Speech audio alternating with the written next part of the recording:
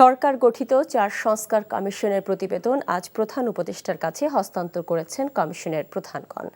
কিছুক্ষণ আগে সংবিধান সংস্কার কমিশনের প্রধান অধ্যাপক ডক্টর আলী রিয়াজ, নির্বাচন ব্যবস্থা সংস্কার কমিশনের প্রধান ডক্টর বদিউল আলম মজুমদার, দুর্নীতি দমন বিষয়ক সংস্কার কমিশনের প্রধান ডক্টর ইফতেখারুজ্জামান এবং পুলিশ সংস্কার কমিশনের প্রধান সরফরাজ হোসেন তাদের স্ব কমিশনের সদস্যদের সাথে নিয়ে প্রধান উপদেষ্টার কাছে প্রতিবেদনগুলো তুলে দেন।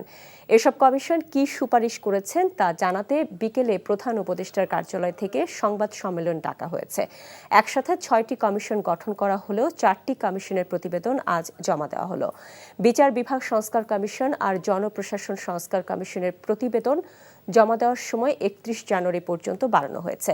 ৬টি কমিশনের প্রতিবেদন পাওয়ার পর রাজনৈতিক দলগুলোর সঙ্গে সংলাপ শুরু করবে অন্তর্বর্তীকালীন সরকার। চলতি মাসেই এ আলোচনা শুরু হতে পারে।